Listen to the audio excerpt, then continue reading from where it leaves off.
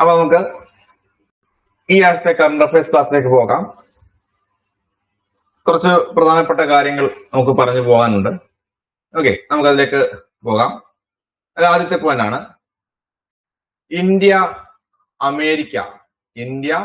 American നാവികസേനകൾ തമ്മിൽ നടപ്പിലാക്കുന്ന EOD exercise, അതായത് എക്സ്പ്ലോസീവ് ഓർഡിനൻസ് ഡിസ്പോസൽ, അതാണ് ഇഒഡി എന്ന് പറയുക. ആ ഇഒഡി എക്സസൈസ് 2026 വേദിയായത് എവിടെയാണ്? കൊച്ചിയാണ്. അതായത് ഇന്ത്യയും അമേരിക്കൻ നാവികസേനയും തമ്മിൽ നടത്തുന്ന ഒരു സംയുക്ത പരിശീലന പരിപാടി അഥവാ ഒരു എക്സസൈസ് ആണ് ഇത് ഇഒഡി എന്ന് പറയുന്നത്. ഇഒഡി അതായത് എക്സ്പ്ലോസീവ് ഓർഡിനൻസ് ഡിസ്പോസൽ ആണ് ഇഒഡിയുടെ പൂർണ്ണരൂപം. അതിന് വേദിയാകുന്ന ഇഒഡി എക്സസൈസ് 2026 വേദിയാകുന്ന നഗരമാണിത്, അല്ലെങ്കിൽ പ്രദേശം ഏതാണ്? കൊച്ചിയാണ്. കേരളത്തിലെ കൊച്ചിയിലാണ് ഏത് നടന്നത്? ഇഒഡി എക്സസൈസ് 2026 നടന്നത്. ഓക്കെ, ഇപ്പൊ ഇഒഡി എക്സസൈസ് എന്ന് പറയുന്നത് എന്താണ്?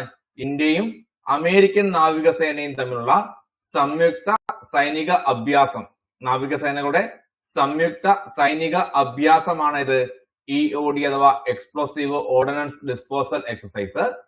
2026 വേദിയായത് എവിടെയാണ്? കൊച്ചിയാണ്. ഓക്കെ, ഇനി അടുത്ത നമ്മുടെ രണ്ടാമത്തെ പോയിന്റ് ആണ്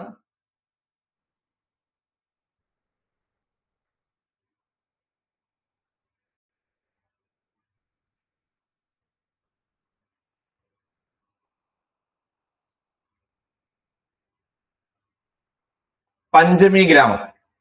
രണ്ടാമത്തെ പദ്ധതിയുടെ പേരെന്താണ് പറയാനുള്ളതാണ്? പഞ്ചമി ഗ്രാമം. അതായത് 3 മുതൽ 15 വരെ കുടുംബങ്ങളുള്ള പട്ടികജാതി ഗ്രാമങ്ങളുടെ സമഗ്ര വികസനത്തിനായി 3 മുതൽ 15 വരെ കുടുംബങ്ങളുള്ള പട്ടികജാതി ഗ്രാമങ്ങളുടെ സമഗ്ര അടിസ്ഥാന സൗകര്യ വികസനത്തിന് കേരള സംസ്ഥാന സർക്കാർ നടപ്പിലാക്കുന്ന പദ്ധതിയാണ് ഇത് പഞ്ചമി ഗ്രാമം പദ്ധതി. 3 മുതൽ 15 വരെ കുടുംബങ്ങളുള്ള പട്ടികജാതി ഗ്രാമങ്ങളുടെ സമഗ്ര അടിസ്ഥാന സൗകര്യ വികസനത്തിന് സംസ്ഥാന പട്ടികജാതി ക്ഷേമ വകുപ്പ് നടപ്പിലാക്കുന്ന പദ്ധതിയാണ് ഇത് പഞ്ചമി ഗ്രാമം പദ്ധതി. ഓക്കെ, അപ്പം 3 മുതൽ 15 വരെ കുടുംബങ്ങളുള്ള പട്ടികജാതി ഗ്രാമങ്ങളെ സമഗ്ര അടിസ്ഥാന സൗകര്യ വികസനത്തിനായി സംസ്ഥാന പട്ടികജാതി പട്ടികവർഗ വകുപ്പ് നടപ്പിലാക്കുന്ന പദ്ധതിയാണ് ഇത് പഞ്ചമി ഗ്രാമം പദ്ധതി. ഓക്കെ, ഇപ്പൊ നമ്മൾ ഒന്നാമത്തെ പറഞ്ഞു ഇഒഡി പറഞ്ഞു, 2 പഞ്ചമി ഗ്രാമം പദ്ധതിയാണ്. പഞ്ചമി ഗ്രാമ പദ്ധതി എന്ന് പറഞ്ഞു കഴിഞ്ഞാല് 3 മുതൽ 15 വരെ കുടുംബങ്ങളുള്ള പട്ടികജാതി ഗ്രാമങ്ങളുടെ സമഗ്ര അടിസ്ഥാന വികസനത്തിനായി സംസ്ഥാന സർക്കാർ നടപ്പിലാക്കുന്ന പദ്ധതിയാണ് ഇത് പഞ്ചമി ഗ്രാമ പദ്ധതി. നിലവിൽ സംസ്ഥാനത്തെ പട്ടികജാതി പട്ടികവർഗ വകുപ്പ് മന്ത്രി ആരാണ്? അത് കെ.എ. തുളസിയാണ് കേട്ടോ. കെ.എ. തുളസി. പട്ടികജാതി പട്ടികവർഗ വകുപ്പ് മന്ത്രി ആരാണ്? കെ.എ. തുളസി. കറണ്ട് അഫയേഴ്സ് ആയിട്ട് പഠിച്ചു വെച്ചോളുക. ഓക്കെ, നിലവിൽ സംസ്ഥാന പട്ടികജാതി പട്ടികവർഗ വകുപ്പ് നടപ്പിലാക്കുന്ന പദ്ധതിയാണ് ഇത് പഞ്ചമി ഗ്രാമ പദ്ധതി.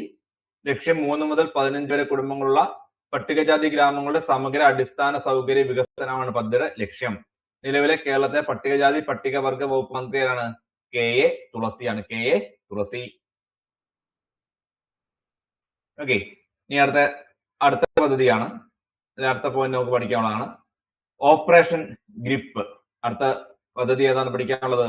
ഓപ്പറേഷൻ ഗ്രിപ്പ് എന്ന് പറഞ്ഞു കഴിഞ്ഞാല് കേരള പോലീസ് ഡിപ്പാർട്ട്മെന്റ് പുതിയ പദ്ധതിയാണ് ഇത് ഓപ്പറേഷൻ ഗ്രിപ്പ്. തൂഫാൻ പഠിക്കുന്ന പോലെ തന്നെ പഠിച്ചു വെക്കേണ്ട പദ്ധതിയാണ് ഇത് ഓപ്പറേഷൻ ഗ്രിപ്പും. ഗുണ്ടാ സംഘങ്ങൾക്കെതിരെ കേരള പോലീസ് ആരംഭിച്ച പുതിയ പദ്ധതിയാണ് ഇത് ഓപ്പറേഷൻ ഗ്രിപ്പ്. ഗുണ്ടാ സംഘങ്ങളെ അടിച്ചമർത്തുന്നതിന് വേണ്ടി കേരള പോലീസ് ഡിപ്പാർട്ട്മെന്റ് ആരംഭിച്ച പുതിയ പദ്ധതിയാണ് ഇത്, പുതിയ ഓപ്പറേഷനാണ് ഇത് ഓപ്പറേഷൻ ഗ്രിപ്പ്. തൂഫാൻ PSC ഇപ്പൊ ആവർത്തിച്ച് ചോദിക്കുന്ന ഒരു പോയിന്റ് ആണ് ഇത് തൂഫാൻ. നിങ്ങൾക്കറിയാമല്ലോ, ലഹരി വിരുദ്ധ പദ്ധതിയാണ് ഇത് തൂഫാൻ. നമ്മൾ ആദ്യത്തെ കറണ്ട് അഫയേഴ്സ് ക്ലാസ്സിൽ പറഞ്ഞിട്ടുണ്ട്.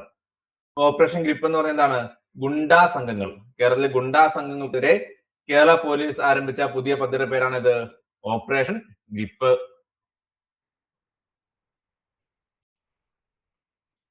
അടുത്തത് ഈ സമുദ്ര പ്ലാറ്റ്ഫോം ആണ്. നമുക്ക് അടുത്ത പഠിക്കുന്ന പോയിന്റ് ഏതാണ്? ഈ സമുദ്ര പ്ലാറ്റ്ഫോം. എന്താണ് ഈ സമുദ്ര പ്ലാറ്റ്ഫോം? ഇന്ത്യയിലെ നാവികർ, അതായത് നമ്മളെന്താ മറൈനേഴ്സ് എന്നൊക്കെ പറയുന്ന നാവികര്, ഷിപ്പിംഗ് കമ്പനികള്, തുറമുഖ അധികാരികള്, അതുപോലെ എന്നിവർക്കായുള്ള സേവനങ്ങൾ സുതാര്യമായി ഒറ്റ ഡിജിറ്റൽ സംവിധാനത്തിന് കീഴിൽ കൊണ്ടുവരുന്നതിനായി കേന്ദ്ര സർക്കാർ പുറത്തിറക്കിയ ഒരു ഡിജിറ്റൽ പ്ലാറ്റ്ഫോം ആണ് ഇത് ഈ സമുദ്ര. ആ പ്ലാറ്റ്ഫോമിന്റെ പേരാണിത് ഈ സമുദ്ര. ഓക്കെ, അതായത് ഇന്ത്യയിലെ നാവികർ, ഷിപ്പിംഗ് കമ്പനികള്, തുറമുഖ അധികാരികള് എന്നിവർക്കായുള്ള സേവനങ്ങൾ എന്ത് ചെയ്യുന്നു? സുതാര്യമായി ഒറ്റ ഡിജിറ്റൽ സംവിധാനത്തിന്റെ കീഴിൽ കൊണ്ടുവരുന്നതിനായി കേന്ദ്ര സർക്കാർ പുറത്തിറക്കിയ പുതിയ ഡിജിറ്റൽ പ്ലാറ്റ്ഫോം ആണ് ഇത് ഈ സമുദ്ര പ്ലാറ്റ്ഫോം. ഈ സമുദ്ര എന്ന് പറഞ്ഞാൽ എന്തിനു വേണ്ടിയുള്ള പ്ലാറ്റ്ഫോം ആണ്? ഇന്ത്യയിലെ നാവികര്, ഷിപ്പിംഗ് കമ്പനികള്, തുറമുഖ അധികാരികൾ എന്നിവർക്കായുള്ള സേവനങ്ങൾ സുതാര്യമായി ഒറ്റ ഡിജിറ്റൽ സംവിധാനത്തിന് കീഴിൽ കൊണ്ടുവരുന്നതിനായി കേന്ദ്ര സർക്കാർ പുറത്തിറക്കിയ പുതിയ ഡിജിറ്റൽ പ്ലാറ്റ്ഫോമിന്റെ പേരാണ് എന്ത്? ഈ സമുദ്ര. ഓക്കെ, നമുക്ക് പറഞ്ഞു പോകേണ്ട ഒരു പോയിന്റ് ആണത് ഈ സമുദ്ര. അടുത്താണ്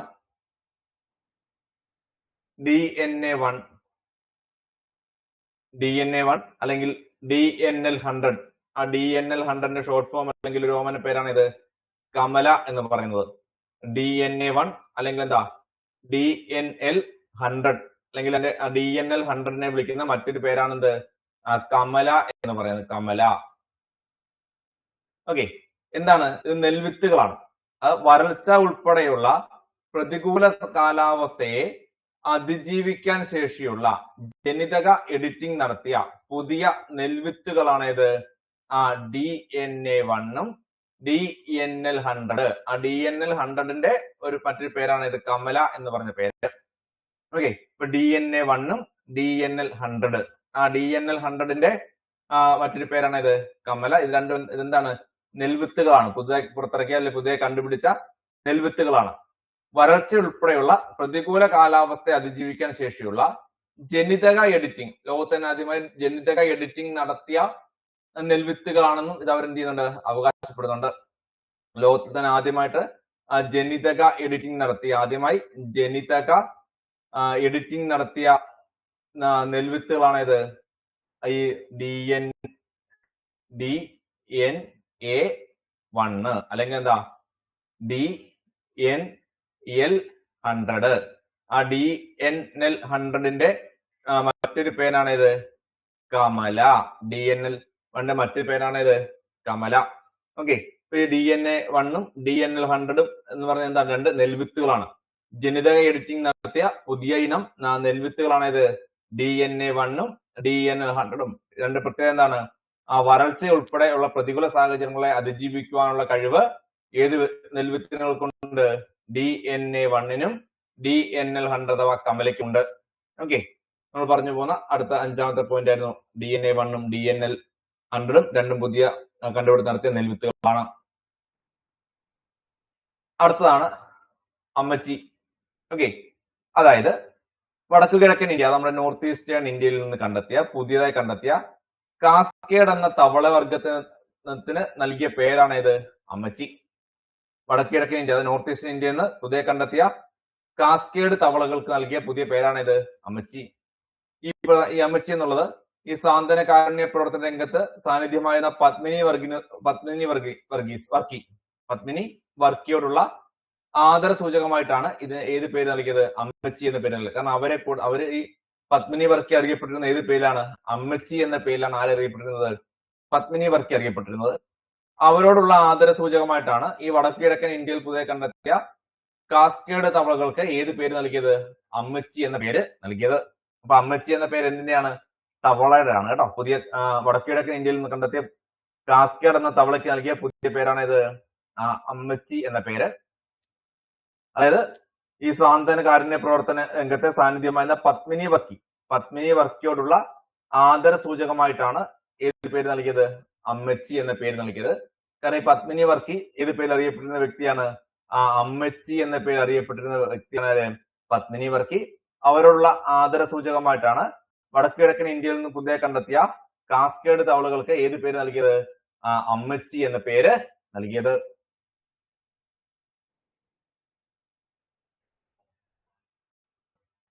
അടുത്താണ് രാംനാഥ് കോവിന്ദിന്റെ ആത്മകഥ. ഇന്ത്യയുടെ മുൻ രാഷ്ട്രപതിയായിരുന്ന രാംനാഥ് കോവിന്ദിന്റെ ആത്മകഥയുടെ പേരാണത് triumph of the Indian republic. Triumph of the Indian republic. My life my struggles. My life my struggles.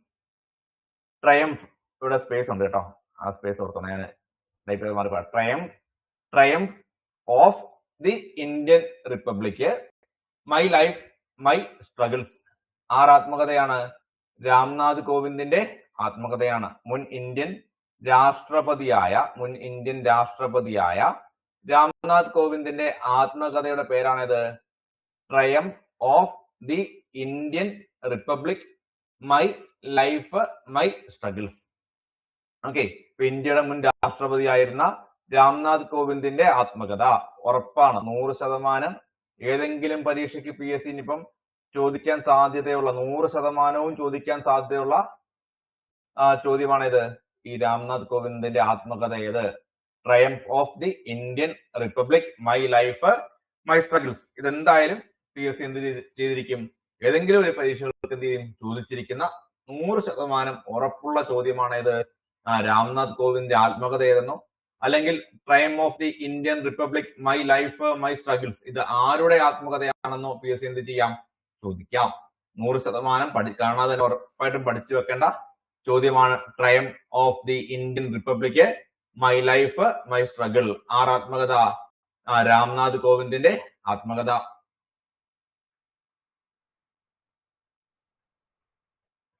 അത് സപ്തധാര.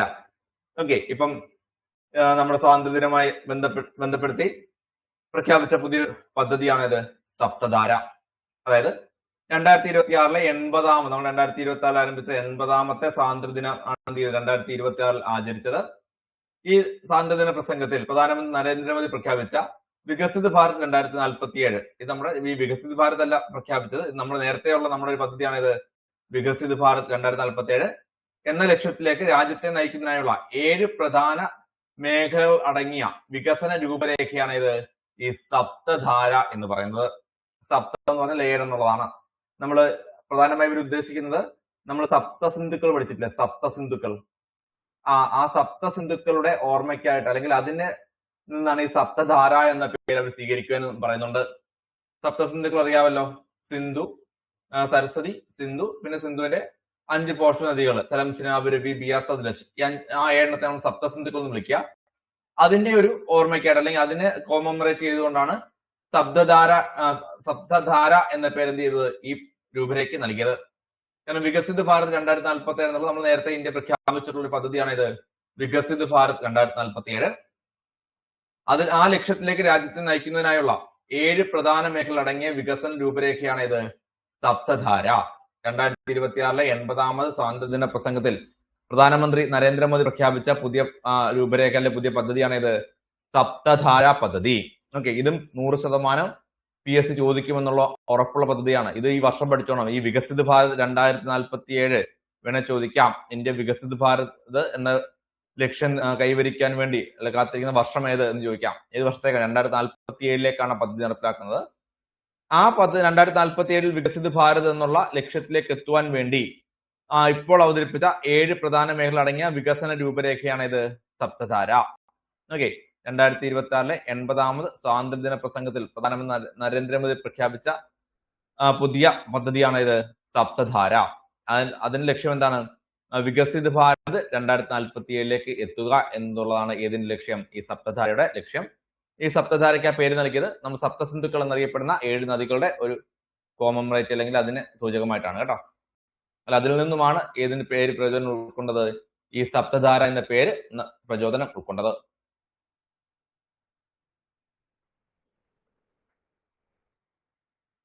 അടുത്തത് പരിജ, അതും സംസ്ഥാനത്തെയാണേ. സർക്കാർ സംവിധാനങ്ങളുടെ വിവരസുരക്ഷ ശക്തിപ്പെടുത്തുന്നതിനും സോഫ്റ്റ്വെയർ ആപ്ലിക്കേഷനുകൾ ഗുണനിലവാരം ഉറപ്പുവരുത്തുന്നതിനുമായി സീഡിറ്റ് ആരംഭിച്ച പുതിയ സൈബർ സെക്യൂരിറ്റി ലാബാണ് ഇത് പരിജ. പരിജ എന്ന് കേൾക്കുമ്പോഴേ നമുക്കറിയാം ഒരു പ്രൊട്ടക്ഷൻ ആണ് അല്ലെ. സർക്കാർ സംവിധാനങ്ങളുടെ വിവര സുരക്ഷ ശക്തിപ്പെടുത്തുന്നതിനും സോഫ്റ്റ്വെയർ ആപ്ലിക്കേഷനുകളുടെ ഗുണനിലവാരം ഉറപ്പുവരുത്തുന്നതിനുമായി സീഡിറ്റ് ആരംഭിച്ച പുതിയ സൈബർ സെക്യൂരിറ്റി ലാബിന്റെ പേരാണെന്ത്? പരിജ എന്ന പേര്. സർക്കാർ സംവിധാനങ്ങളുടെ വിവര സുരക്ഷ ശക്തിപ്പെടുത്തുന്നതിനും സോഫ്റ്റ്വെയർ ആപ്ലിക്കേഷനുകളുടെ ഗുണനിലവാരം ഉറപ്പുവരുത്തുന്നതിനുമായി സീഡിറ്റ് ആരംഭിച്ച പുതിയ സൈബർ സെക്യൂരിറ്റി ലാബാണ് ഇത്? പരിജ. ഓക്കെ, IT മേഖലയുമായി ബന്ധപ്പെടുത്തി കറണ്ട് അഫയേഴ്സ് എന്നുള്ള രീതിയിൽ നമുക്ക് ചോദിക്കാം. സർക്കാർ സംവിധാനങ്ങളുടെ സുരക്ഷ ശക്തിപ്പെടുത്തുന്നതിനും സോഫ്റ്റ്വെയർ ആപ്ലിക്കേഷനുകളുടെ ഗുണനിലവാരം ഉറപ്പുവരുത്തുന്നതിനുമായി സീഡിറ്റ് ആരംഭിച്ച പുതിയ സൈബർ സെക്യൂരിറ്റി ലാബ് ഏതാണ്? അതിന്റെ പേരാണ് ഇത്? പരിജ. ഓക്കെ,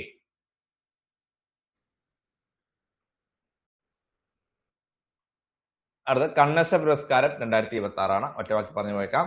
2026 കണ്ണശ പുരസ്കാരത്തിന് അർഹരായതാരാണ്? NS Sumesh കൃഷ്ണനാണ്. NS Sumesh Krishnan. NS Sumesh കൃഷ്ണനാണ് എന്തിന് അർഹനായത്? 2026 കണ്ണശ പുരസ്കാരം. 2026 കണ്ണശ പുരസ്കാരത്തിന് അർഹരായ വ്യക്തി ആരാണ്? NS സുമേഷ് കൃഷ്ണനാണ്.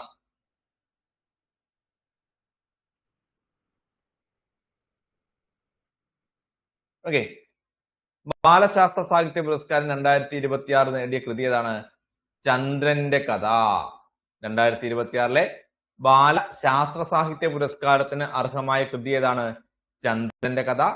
അതിന്റെ രചയിതാവ് ഡോക്ടർ TI അരുണാണ്. ഡോക്ടർ TI അരുണിന്റെ ചന്ദ്രന്റെ കഥ എന്ന കൃതിക്കാണ് അരുണിന്റെ ചന്ദ്രന്റെ കഥ എന്ന കൃതിക്കാണ് 2026 ബാലശാസ്ത്ര സാഹിത്യ പുരസ്കാരം ലഭിച്ചത്. 2026 ബാലശാസ്ത്ര സാഹിത്യ പുരസ്കാരത്തിന് അർഹനായ വ്യക്തി ആരാണ്? TI അരുണാണ്. കൃതിയുടെ പേരെന്താണ്? ചന്ദ്രന്റെ കഥ. കൃതിയുടെ പേരെന്താണ്? ചന്ദ്രന്റെ കഥ. 2026 ബാലശാസ്ത്ര സാഹിത്യ പുരസ്കാരം നേടിയതാരാണ്? TI അരുണാണ്. അതിനർഹമായ കൃതി ഏതാണ്? ചന്ദ്രന്റെ കഥ. ചന്ദ്രന്റെ കഥ എന്ന കൃതിക്കാണ് 2026 ബാലശാസ്ത്ര സാഹിത്യ പുരസ്കാരം നേടിയത്. ഓക്കെ ആയോ? നമുക്ക് ഇത്രയാണ് നമുക്ക് ഈ ആഴ്ച ഈ ഓഗസ്റ്റ് 2nd വീക്കിലെ കറണ്ട് അഫയേഴ്സ് നമുക്ക് പറയേണ്ടത്. ഇത്രയും കാര്യങ്ങളാണ്. ഇത്രയും കാര്യങ്ങൾ ഓക്കെ ആയോ?